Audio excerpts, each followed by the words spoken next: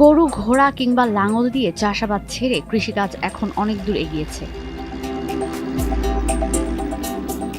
কৃষিকাজে যন্ত্রপাতির ব্যবহার শুরু হয়েছে অনেক আগেই।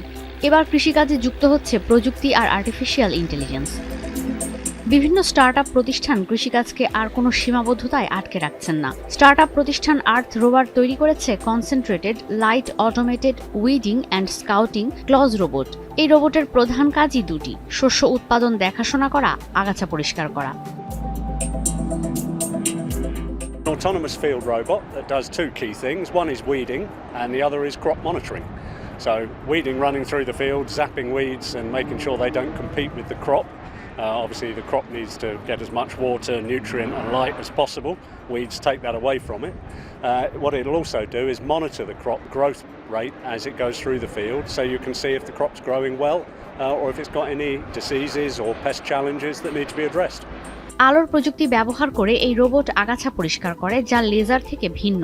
লক্ষ্যবস্তু হিসেবে চিহ্নিত করে আগাছা পরিষ্কারের কাজ করে রোবট। কিন্তু ক্ষতিগ্রস্ত হয় না মাটি কিংবা শস্য। পুরো প্রক্রিয়াটি বেশ স্থিতিশীল হওয়ায় কমে গ্রিনহাউস গ্যাস নিঃসরণ, যা বড় যন্ত্রপাতি ব্যবহার করলে নির্গত হতে পারত মাটি থেকে। Our patented technology uses concentrated light, so the best way of describing it is a schoolboy with a magnifying glass. So it concentrates the light onto a small focal point on the meristem, the growing point of the weed, and delivers a small pulse of energy, which is enough to kill the weed.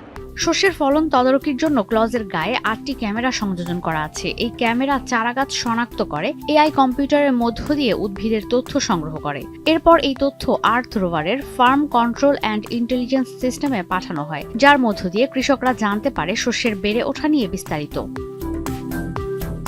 So it takes an individual photograph and assesses the crop beneath it, identifies the crop, protects that, and then identifies the weeds around it and says they're enemy, I'm targeting those. And that all happens in a split second and starts shooting at the weeds. Battery আর সৌরবিদ্যুৎ চালিত এই clause বিভিন্ন ধরনের মাটি আর আবহাওয়ায় কাজ করতে পারে। হালকা ওজনের হওয়ায় মাটিতে দেবে যায় না এই রোবট, যে সমস্যাগুলো ভারী কৃষি যন্ত্রপাতি ব্যবহারে কৃষকদের সামাল দিতে হয়। We zapped over 900,000 weeds. We scouted over 3.2 million plants and covered over 40 hectares in one season, just with one unit. So as we go through the development path, this is now for prototype. Next year we'll be delivering betas to customers for their trials, and the year after that we'll be commercially ready with our pilot vehicles. আর্থ রোভারের পরিকল্পনা 2025 সালের মধ্যে একটি unit পরীক্ষামূলকভাবে ব্যবহারের জন্য কৃষকদের দেয়া হবে। 2026 সাল থেকে বাজারে ছাড়া হবে এই রোবট। যারা পুরোপুরি এই প্রযুক্তি ব্যবহার করতে ইচ্ছুক না, তাদের জন্য থাকবে service model. Sub 350 kilos, battery and solar powered, can run 1.5 hectares over 8 hours, so it's 4.5 hectares in a day. It's comparison 4.5 ton tractor with an implement on the back. Can't get in the field when it's wet, whereas this can. So it basically enables a different way of farming. It allows farmers to get into the field when other equipment cannot.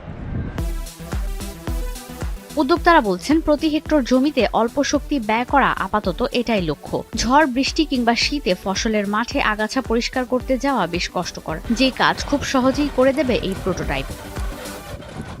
Ishita ব্রহ্ম, এখন বিশ্ব। Shea butter ও vitamin E সমৃদ্ধ lily glam beauty soap. Lily, always beautiful.